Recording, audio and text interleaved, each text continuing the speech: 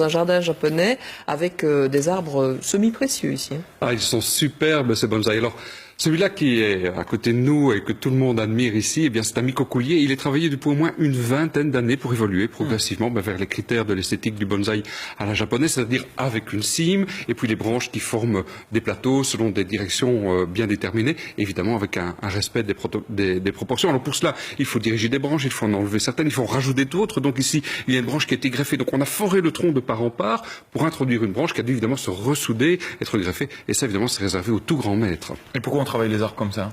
Eh bien, il faut savoir que dans la culture japonaise, Sébastien, la nature n'est pas perçue de manière amicale finalement, parce qu'il y a là-bas les tremblements de terre, il y a les typhons, les inondations, et donc finalement, dans son jardin, la nature extérieure, on l'idéalise, on la miniaturise, comment on dit, enfin, on la réduit, on la rétrécit, voilà. C'est plus ça.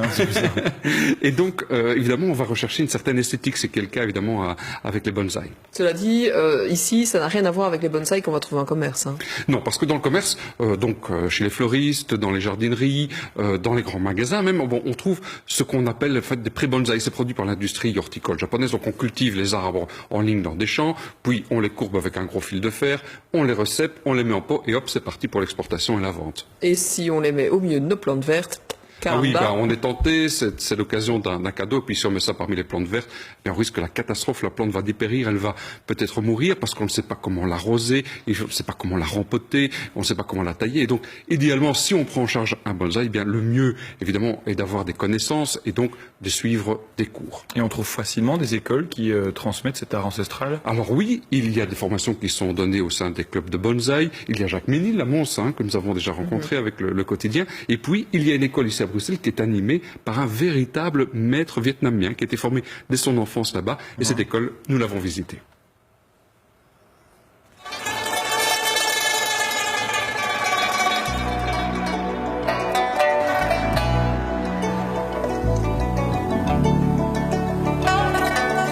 Je m'appelle Do, je suis un Vietnamien. Je suis en Belgique depuis presque 20 ans. Et j'ai appris le bonsaï quand j'étais petit avec mon grand-père.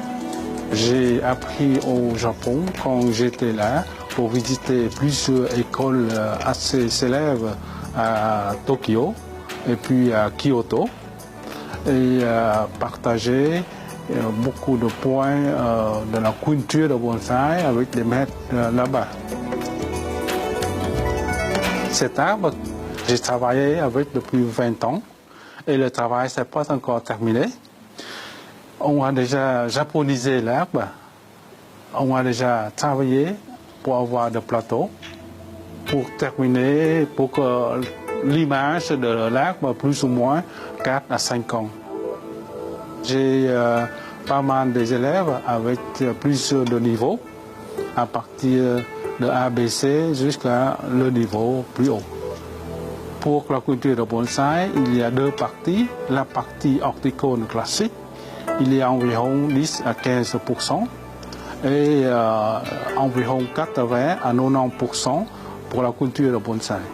Cet arbre, c'est japonisé pour la forme et pour le concept. Quand vous êtes au Japon, vous voyez donc toujours quand vous entrez dans la maison, la patronne de la maison qui est toujours comme ça pour vous accueillir, pour vous saluer. C'est comme ça. Et là, vous pouvez voir donc d'ici la tête.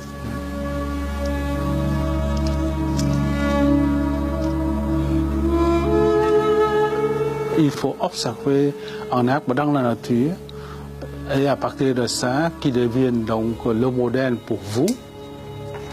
En voyage en Chine, quand j'étais à Huangshan, j'ai vu un pin qui sort d'une falaise très très jolie et j'ai déjà créé un bonsaï avec le concept là. Quand on fait le bonsaï, cela signifie que on retourne à soi-même. On peut apprendre à être humble parce que quand l'homme devant un arbre, devant la nature, l'homme qui devient tout à fait petit, et via ça que l'homme peut apprendre la patience et être humble avec tous les autres.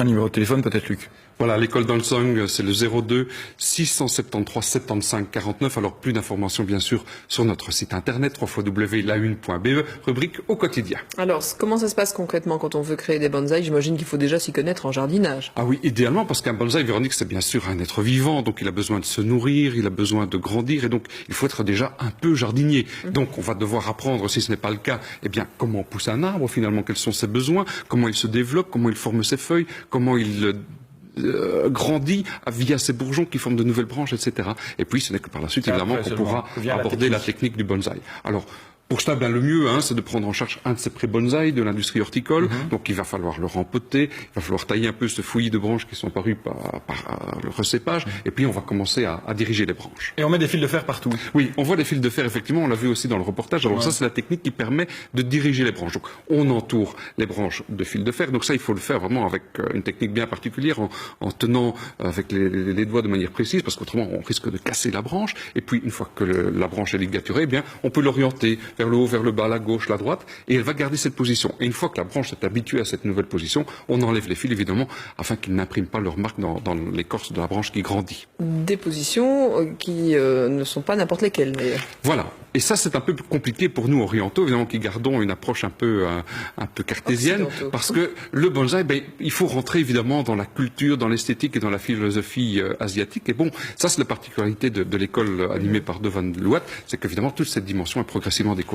Et c'est possible, cela dit. Ça fonctionne. Oui, eh bien, Do est très modeste, donc il ne souligne pas que certains de ses élèves, eh bien, ont fait beaucoup de chemin, remportent des prix internationaux, et tout ça, bien sûr, parce qu'ils sont rentrés dans cette philosophie. Finalement, faire du bonsaï, c'est un peu comme entrer dans le yoga, donc il faut aussi apprendre l'humilité, la patience, la sérénité. Avec des arbres qui nous entourent, certains valent 5 000 €, donc c'est bien la preuve que c'est attention, et si on jouait dans la cour des grands. Et pour la suite, eh bien, je vous demande d'accueillir Alexia, elle a 9 ans, elle a une question à nous poser.